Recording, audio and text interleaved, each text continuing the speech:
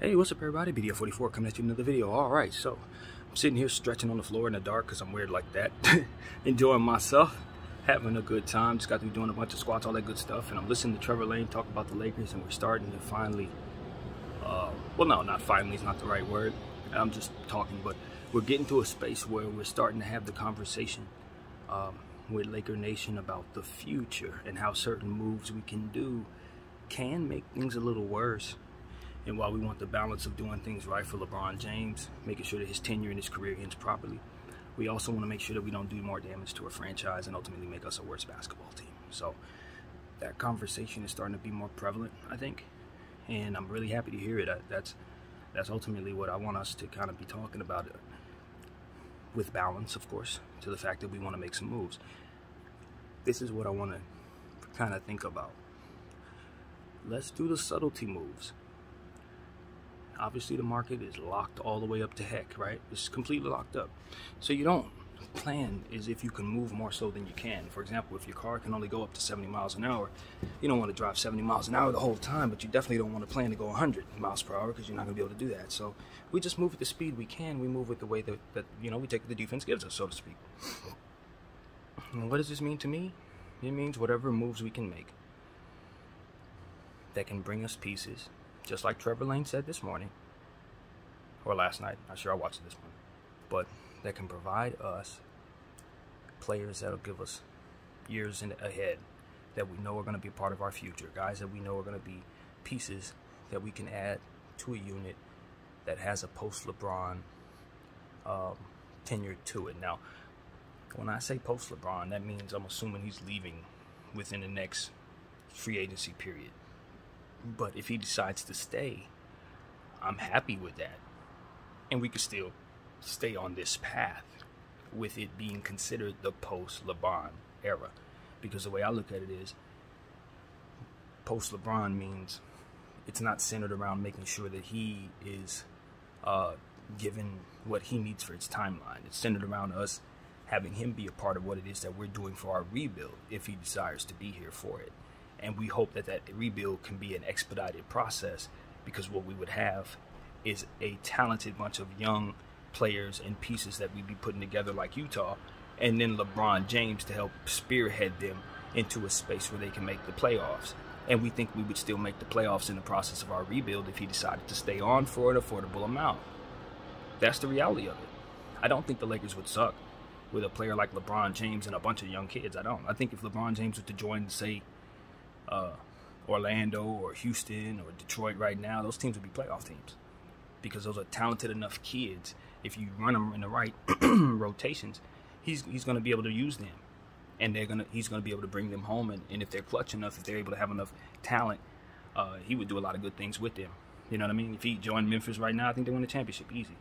You know what I mean? That kind of thing. So I think that's what the Lakers need to try to sell him on if he wants to be a part of this.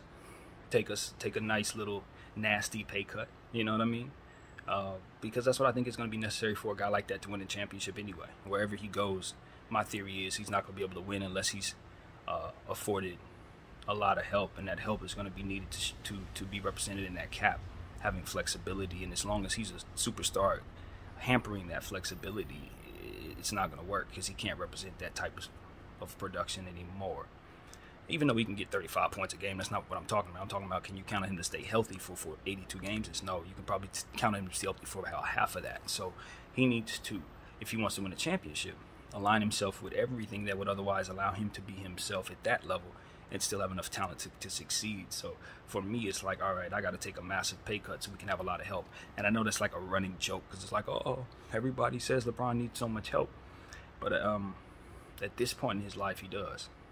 Regardless if that was a joke in the past or not, now he really does need that kind of support in order to be on a championship caliber, dominant type of situation. So for a guy who doesn't want to go to the finals one time, you know what I mean? For a guy who wants to be in the finals every year, that's what's going to be required.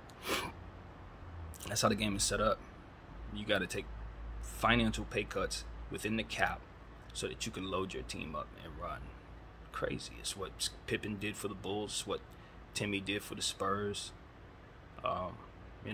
That's honestly what's necessary. The Golden State Warriors are able to have their dynasty because they got the bird rights to everybody, and a lot of those guys also shaved a little bit to make it make sense. Plus, Steph Curry can shoot from 50 feet away. So it's like, you know, and Klay Thompson can do the same. So it's one of those situations where they were a little special in that way anyway. So it's like if you don't have these either super, super special type of talents around yourself, or if you're not able to do that yourself anymore, then you got to load up. You know what I mean? You just got to load up. This is not yesterday's NBA. It's a deeper league, and et cetera, et cetera. So I think a good strategy for LeBron James is to try to do the Bradley Beal, Dame Lillard thing with the Lakers. But don't take the money that Dame took, because he's not going to be a champion because of it. If Dame Lillard would have took $30 million, he could have had a loaded basketball team, but he wasn't about to do that. And so it is what it is. But that's what LeBron James would have to do if he wants to continue dominating, being champion and all that. You know what I mean? It is what it is. I don't like how it's constructed. I wish guys didn't have to leave money on the table, but this is, like I said, how the game is constructed. Is how they've set it up, it seems.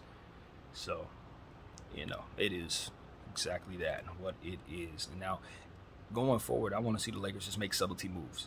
Subtlety moves. Give us small, subtle players. You ain't got to try to trade for a big star. Just bring us another Austin Reeves-like piece.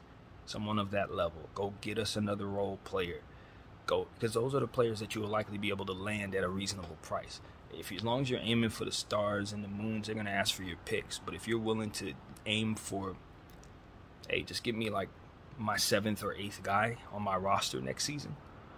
Get me that nice little, you know, role player that's just going to be a barrel of nonsense for the defense to deal with. Somebody subtle, not too serious, like your 8th guy or something. Grab him on a contract that you can dig for multiple years. Those are the pieces I'd be shooting for. The Lakers would not be pleased with me because I'm bringing you something you ain't even like.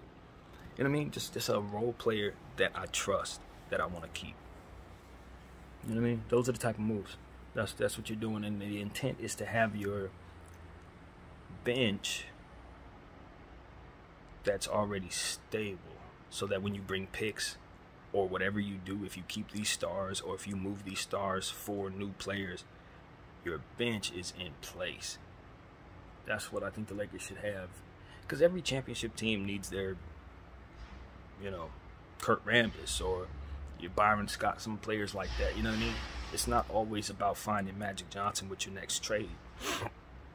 And given the trade market that we're in, and given the way that we're positioned, it's just not likely we're going to be able to get a good deal on anything worth having. So you don't aim for that. You don't care about that. You just continue to build from the bottom up. Do it like the Clippers did it. Just get all the role players. Boom, boom, boom. Role player, role player, role player. Who do we really want? Is there a role player, a sweet role player that the Lakers are just dying to have? I know they've been talking about Terrence Ross for a long time. You know, somebody that you want to keep for multiple years. That's the kind of thing I think the Lakers should be doing. If you have that piece in mind, a guy that everybody agrees should be on this team going forward, that's the guy to go after. You know, that's the guy to go after. Problem is, if everybody's on different sides of the spectrum, all looking for what superstar move to make next or what superstar move not to make next, as opposed to the small incremental things that'll build them a rebuilding situation that'll be easy to transition out of and into, that'll be, you know, a big problem. You're looking at it the wrong way, because you know you're going to have to rebuild one way or another, whether you pull the trigger on that rebuild or not. What you don't want to do is gut the team, not have movable contracts and all that stuff at that time. So what you do is you position yourself to be able to begin that rebuild by making moves that align you in a position to do that. That's what you do now. So for me, in my mind, I want to make it so that my team doesn't suck when the rebuild happens. I want all them, the second unit, I want that unit to already be in place. My 8th, 7th, 6th, those guys, they should already be in place. And for which they are. Max Christie, Austin Reeves, Wenyen Gabriel, Lonnie Walker. Like, some of those guys those are the guys I want us to keep, man. Thomas Bryant, we can just go ahead and extend all of them dudes right now if you ask me. Like, obviously we got our cap space issues, but that would be the move. Just, I ain't worried about, you know, what has to happen in regards to other guys. Nah. Take care of what you can control. You know what I mean? That would be my thing. How can I make sure that I extend the players I absolutely know that I want to keep. Simple stuff. You ain't even got to do certain things that have to do with outside of your organization.